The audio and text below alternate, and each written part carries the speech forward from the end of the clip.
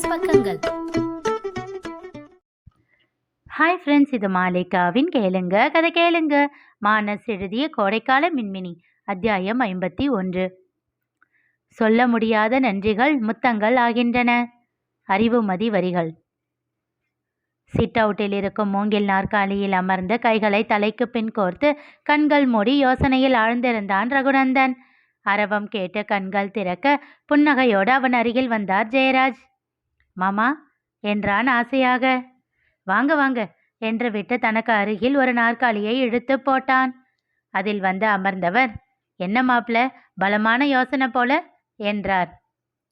அதெல்லாம் எதுவும் இல்லை மாமா, நீங்க சொல்லுங்க, என்ன விஷயம்? உங்களுக்கு இந்த ரூம் ஓகேவா? ஏன் மாமா, நல்லா தானே இருக்கு. மீராவோட ரூம் மேலே தான் இருக்கு, நல்லா பெரிய ரூம். ஆனால் அவ தான் கீழேயே இருக்கட்டும்னு இந்த ரூமை இப்போ ரெடி பண்ணிக்கிட்டா. உங்களுக்கு இங்கே தான் கன்வீனியண்ட்டாக இருக்கும்னு சொல்லிட்டா. முதலில் மீரா அவனிடம் கேட்ட கேள்வி அவன் ஞாபகத்திற்கு வந்தது. அது அவன் இதழில் புன்னகையை தந்தது. என்ன மாப்ள? ரூமில் என்ன இருக்கு மாமா, எனக்கு மீரா கூட இருந்தா போதும், வேற என்ன வேணும்? உரக்க சிரித்தார் ஜெயராஜ். அப்புறம் உங்க ஹனிமூன் பத்தி? அதெல்லாம் மீராவோட விருப்பம்தான் மாமா, அவரை முடிக்க விடாமல் கூறினான். முதல்ல உங்க வீட்டில் போய் ஒரு 5 days இருக்கணும்னு சொன்னான். அவ சொன்னா சரி மாமா, போயிட்டு வந்துடுறோம். அங்கே போயிட்டு வந்ததுக்கப்புறம் ஏதாச்சும் ஊருக்கு அரேஞ்ச் பண்ணலாம்னு நினைக்கிறேன் மாப்ள. ஓகே மாமா, மீரா கிட்ட கேட்டுக்கோங்க. அவர் அவனை அழுத்தமாக பார்த்தார். என்ன மாமா அப்படி பார்க்குறீங்க? உங்களுக்குன்னு எந்த ஆசையும் இல்லையா மாப்ள? ஆஹா, இருக்கே மாமா, மீரா கூட எப்பவும் இருக்கணும். அதை விட பெரிய ஆசை என் லைஃப்பில் வேற எதுவும் இல்லை மாமா. பெருமையாக புன்னகைத்தார். ஆனாலும் இப்படி பொண்டாட்டி தாசனா இருக்கக்கூடாது மாப்ள, கொஞ்சம் குறைச்சிக்கோங்க, இல்லைன்னா சுயமரியாதை போயிடும் என்றார் மெல்லிய குரலில். அட போனா போயிட்டு போகுது, அதை வச்சுக்கிட்டு என்ன பண்ண போறேன் மாமா நானு? அவன் கூற்றில் வெகுவாக திகைத்தார் ஜெயராஜ். என்ன மாப்ள இப்படி சொல்லிட்டீங்க? ஆரம்பத்தில் இப்படித்தான் தோணும், போக போக சலிச்சிடும், மனசு மாறிடும். இடம் வளமாக தலையசைத்தான். என் மனசுல இருக்கிறத தெரிஞ்சுக்கணும்னு இப்படி சொல்றீங்கன்னு புரியுது மாமா. நான் உங்களுக்கு உண்மையான பதிலை சொல்கிறேன். நான் எதையும் முடிவு பண்ணிட்டா அப்புறம் அதில் இருந்து மாறினது இல்லை. மீராவோட லவ்வை அக்செப்ட் பண்ண 1 year எடுத்துக்கிட்டேன். என்னால் அதுக்கு மேலே அவள் இல்லாமல் இருக்க முடியாதுன்னு புரிஞ்ச பிறகு தான் அவளை அக்செப்ட் பண்ணேன். இன் தி சென்ஸ், இனி அவளுக்காக என்ன வேணும்னாலும் பண்ணலாம் அப்படின்ற எண்ணம் என் மனசில் செட்டில் ஆகிடுச்சு. ஸோ அது லைஃப் லாங் எப்பவும் மாறாது. தோள்களை குலுக்கி நிதானமாக கூறினான். ஏன் மாப்ள உங்களுக்கு மீராவை அவ்வளோ பிடிச்சிருக்கு? அவன் பதிலை அறிந்து கொள்ள அவர் கண்களில் அவ்வளவு ஆவல். உங்களுக்கு உங்க அம்மாவை பிடிக்குமா மாமா? ரொம்ப பிடிக்கும் மாப்ள. ஏன்? இது என்ன மாப்ள கேள்வி? எல்லாருக்குமே அவங்க அம்மாவை பிடிக்கும், அதுக்கு காரணம் இருக்கணுமா என்ன? அப்போ எனக்கு மட்டும் ஏன் மீராவை பிடிக்க காரணம் வேணும்? திகைத்து விட்டார் ஜெயராஜ். உங்க கை பிடிச்சு உங்க அப்பாவை அடையாளம் காட்டினதே உங்க அம்மாவா தானே மாமா இருப்பாங்க. உங்கள் சொந்தங்கள் எல்லாரையும் அவங்க தானே உங்களுக்கு அறிமுகப்படுத்தி இருப்பாங்க. எனக்கும் என் கையை பிடிச்சு சொந்தங்களை காட்டினது மீரா தானே மாமா. அப்போ அவ எனக்கு யாரு மாமா? அவர் பேச்சற்று போனார். பார்வையை வெளியில் பதித்து கொண்டவருக்கு என்ன பதில் சொல்வது என்றே தெரியவில்லை. அவனிடம் இப்படி ஒரு பதிலை அவர் எதிர்பார்க்கவில்லை. சில நிமிடங்கள் அங்கே மௌனம் நிலவியது. பிறகு அவன் தோளை தட்டி தந்துவிட்டு எழுந்து சென்று விட்டார். தன் போனில் இருந்த திருமண புகைப்படங்களை பார்த்து ரசித்தபடி இருந்தான் ரகு. பின்னால் சத்தம் கேட்க தன் அவளின் வாசத்தை வைத்தே கண்டுகொண்டான். பின்னால் வந்து அவன் கழுத்தோடு கட்டிக்கொள்ள சட்டென்று அவளை முன்னால் இழுத்து தன் மடியில் அமர்த்தி கொண்டான். சின்ன சிரிப்போடு அவன் கழுத்தை கட்டி கொண்டு அவன் நெற்றி முட்டினாள். உன் அத்தையையும் மாவாவையும் வழி அனுப்பி வச்சாச்சா? என்ன சொன்னாங்க அவங்க? ஏன் என்ன சொல்லி இருப்பாங்கன்னு இந்த ரகுவுக்கு தெரியாதா? அவங்க என்ன சொல்லணும்னு சார் ஏற்கனவே முடிவு பண்ணி தானே காயை நகர்த்தி இருப்பீங்க. இதை குறை சொல்கிறதா எடுத்துக்கவா, புகழ்ந்து சொல்கிறதா எடுத்துக்கவா? வஞ்ச புகழ்ச்சியை எடுத்துக்கோங்க. சிரித்து விட்டான் ரகு. சரி சொல்லுங்க, என் மாமாவை இம்ப்ரெஸ் பண்ணதானே கல்யாணத்தப்போ பாட்டியை பக்கத்திலேயே வச்சுக்கிட்டதும், கல்யாணம் முடிஞ்சதும் அவங்க கிட்ட முதல்ல ஆசீர்வாதம் வாங்கினதும்? அதுவும் ஒரு ரீசன். முக்கியமான ரீசன் அவங்க பாசம் எனக்கு வேணும்னு மட்டும்தான். பாட்டிமா என்னை ஏற்றுக்கணும்னு நினச்சேன். அவங்க நம்ம கல்யாணம் முடிஞ்சு உன் மாமா கூட போய் கொஞ்ச நாள் இருக்கிற பிளானில் இருந்தாங்க. அதை தடுக்கவும் இதை பண்ணேன். ஏன் அவங்க போறதுனால என்ன இருக்கு? அவங்க போனாலும் ரொம்ப நாள் அங்க இருக்க மாட்டாங்க. அவங்களுக்கு இங்க தான் பிடிக்கும். அந்த கொஞ்ச நாள் கூட வேண்டாம்னு நினைச்சேன். ஏன்? ஜோஷிக்காக. அவங்க இருந்தா கொஞ்சம் அவளுக்கு சப்போர்ட்டிவா இருப்பாங்க. ஏற்கனவே அவ இந்த கல்யாணத்துல டிசப்பாயிண்டட். அப்புறம் தனியா இருந்தா இன்னும் ஃபீல் பண்ணுவா. அதுக்கு தான். திகைத்த அவனிடம் இருந்து விலகினாள் மீரா. அவனோ அவள் பின்னந்தலையை பற்றி மீண்டும் தன் நெற்றியோடு முட்டிக்கொண்டான். அவன் செய்கையில் அவளுக்கு சிரிப்பு வந்தது. எது பேசினாலும் இதே பொசிஷன்ல பேசு. இன்னும் நெருக்கமா இருந்தாலும் எனக்கு ப்ராப்ளம் இல்லை, ஆழ்ந்த குரலில் கூறினான். இன்னும் அவனை நெருங்கிக் கொண்டு அவன் கன்னங்களில் தன் இதழ் பதித்தாள். பட் நமக்கு ஃபர்ஸ்ட் நைட் நாளைக்கு தான். அதுக்காக முத்தங்களுக்கு தடை போட முடியுமா? எத்தனை வேணும்னாலும் கொடுக்கலாம், வாங்கிக்கலாம் என்றவாறே அவள் இடையோடு இறுக்கி இன்னும் தன்மேல் சாய்த்து கொண்டான்.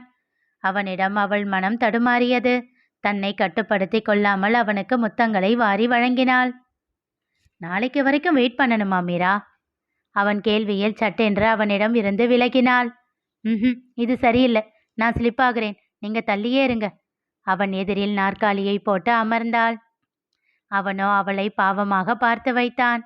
அவன் பார்வையை தவிர்த்து அவள் முகத்தை திருப்பிக் கொள்ள ஆழ்ந்த மூச்செறிந்தான் ரகு. சில நிமிடங்கள் இருவருக்குமே அமைதி தேவைப்பட்டது. அதற்குள் கதவு படபடவென தட்டப்பட, திறந்துதான் இருக்கு, வாங்க என்றாள் மீரா. கதவை திறந்து கொண்டு வேகமாக ஓடி வந்தார்கள் ஹர்ஷி, கீர்த்தி மற்றும் அவர்கள் மாமா ராஜேந்திரனின் இரட்டை புதல்விகள் சுஷ்மா மற்றும் ரேஷ்மா. அவர்கள் தங்களிடம் வரும் முன் அவசரமாக கேட்டாள் மீரா. இந்த வாளுங்க ரெண்டையும் தங்க வச்சுக்கிட்டது கூட ஜோஷிக்காகத்தானே? அவன் தன் புன்னகையால் பதிலளித்தான். அக்கா அக்கா என்று நால்வரும் ஓடி வந்து மீராவை கட்டி கொள்ள, ஹே வாலுஸ், உங்களுக்கும் இவ அக்காவா என்றான் ரகு. நாங்க அப்படித்தான் கூப்பிடுவோம் என்றனர் இருவரும் கோரஸாக. அப்போ என்ன எப்படி கூப்பிடுவீங்க? அத்தான்தான். அது சரி. அவ எங்கடி? அவ வரமாட்டேன்னு சொல்லிட்டா. இவ ஏன் தான் இப்படி இருக்காளோ? அவளை பத்தி தான் தெரியும் இல்ல, விடுக்கா. நீங்களும் அவளை தனியா விட்டுட்டு வந்துட்டீங்க. யாராச்சும் அவ கூட இருக்கலாம் இல்ல. அவளுக்காக நாங்க ஏன் எங்க சந்தோஷத்தை சாக்ரிஃபைஸ் பண்ணணும்? வெடுக்கென்று கேட்டாள் ஹர்ஷி. அதில் மீராவின் முகம் மாறி போனது. ஹர்ஷி, சும்மா இரு. கீர்த்தி அதட்டினாள். அக்கா, நாங்க அவ கூட இருந்தாலும் அவ எங்களை சேர்த்துக்க மாட்டேன்றா. நாங்க என்ன பண்றது? சுஷ்மா வருத்தத்தோடு கேட்டாள். சரி சரி, அதெல்லாம் ஒரு பிரச்சனையும் இல்லை. பாட்டி இருக்காங்கல்ல, பார்த்துக்குவாங்க. நீங்க ஃப்ரீயா விடுங்க என்றான் ரகு. அதானே, ஜோஷி அக்கா தான் பாட்டி டெல்லிக்கு வந்தா அவங்க கூடவே தானே இருப்பா. இப்பவும் அவங்க கூட போயிருப்பா என்றாள் ரேஷ்மா. ஆனால் இன்று நிச்சயமாக தனியாகத்தான் இருப்பாள் என்று நினைத்தான் ரகு. சாரி ஜோஷி, நீ தனியா இருக்கிறது என் மீராவுக்கு கஷ்டமா இருக்கு. ஸோ என்னோட ஃபர்ஸ்ட் டாஸ்கே உன்னை எல்லார் கூடவும் ஒட்ட வைக்கிறது தான். இந்த ரகு நினைச்சா செய்ய முடியாதது இருக்கா என்ன? செஞ்சிடலாம் தனக்குள் சொல்லி கொண்டான் ரகு. சிறிது நேரம் எல்லோரும் ஒன்றாக சேர்ந்து விளையாடினார்கள். ஏதேதோ பேசி சிரித்து கொண்டார்கள். அவர்களோடு சந்தோஷமாக பொழுதை கழித்தாலும் மீராவின் பார்வை அவ்வப்போது அரை வாயிலை தொட்டு தொட்டு மீண்டது. ஜோஷி வருவாளா என்று எதிர்பார்த்து கொண்டே இருக்கிறாள் என்று ரகுவிற்கு புரிந்தது. 2 மினிட்ஸில் வந்துடுறேன் என்று வெளியில் சென்றான் ரகு. தனியாக அறையில் இருந்த ஜோஷிக்கு வெறுமையாக இருந்தது. தான் தனித்து விடப்பட்டதை போல் உணர்ந்தவள் கிருஷ்ணவேணியை தேடிச் சென்றாள். அங்கே அவரோ திருமண கொண்டாட்ட அசதியில் நன்றாக உறங்கிக் கொண்டிருந்தார். ராஜேந்திரனையும் கண்மணியையும் வழி அனுப்பி வைத்த பின் அவளிடம் உறங்கச் செல்வதாக சொல்லிவிட்டுதான் சென்றார். இப்போதுதான் அவளுக்கு ஞாபகம் வந்தது. அடுத்து ஜெயராஜை தேடிச் செல்ல அவரோ வேலையில் பிஸியாக இருந்தார். என்னடா, என்ன ஆச்சு? வாஞ்சையாக கேட்டவரிடம், ஒன்றும் இல்லை டாடி, உங்களுக்கு குட் நைட் சொல்லலாம்னு வந்தேன் என்று சொல்லிவிட்டு எழுந்து வெளியில் வந்துவிட்டாள். இருந்து அவர் வேலையை ஏன் தொந்தரவு செய்ய வேண்டும் என்று எண்ணிக்கொண்டு தோட்டத்தில் சென்று நின்றாள். மீராவின் அறையின் சிட் அவுட்டில் இருந்து கலகலவென எல்லோரும் சிரிக்கும் சத்தமும் பேச்சு சத்தமும் கேட்டது. அப்போதுதான் உற்று கவனித்தாள். ரகுவின் குரலே அங்கே கேட்கவில்லை. ஒருவேளை அவர் அங்கே இல்லையோ என்று யோசித்தவளுக்கு, அப்படியென்றால் அங்கே சென்றால் என்ன என்ற ஆசை எழுந்தது. செல்லலாமா வேண்டாமா என்ற யோசனையில் திரும்பியவள் திகைத்து நின்றாள். அவளையே வைத்த கண் வாங்காமல் பார்த்து கொண்டிருந்தான் ரகு. இருவரும் நேருக்கு நேர் பார்த்து கொள்வது இதுவே முதன்முறை. இதற்கு முன் அவளை பார்க்காமல் தவிர்த்து வந்தான். அவளுக்கும் அது புரிந்ததால் ஏன் என்று காரணத்தை யோசித்து கொண்டிருந்தாள். உனக்கு அவனை பிடிக்கலன்னு உன் அக்காவோ தங்கச்சியோ போட்டு கொடுத்திருப்பாளுங்க. அதுதான் உன்கிட்ட டிஸ்டன்ஸ் மெயின்டைன் பண்ணுறான் போல என்றார் கிருஷ்ணவேணி.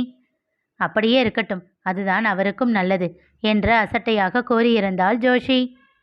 இதுவரை தன்னை நெருங்காதவன் இப்பொழுது எதற்கு இப்படி விழுங்குவதைப் போல் பார்த்து கொண்டிருக்கிறான் என்று அவள் யோசித்து கொண்டிருக்கும் போதே அவளை நெருங்கி நூலிழை இடைவெளியில் நின்று அவள் காதோரம் வாசம் பிடித்து, என்ன ஷாம்பு யூஸ் பண்ற ஜோஷி, செமையா மயக்குது என்றான் கிறக்கமான குரலில்.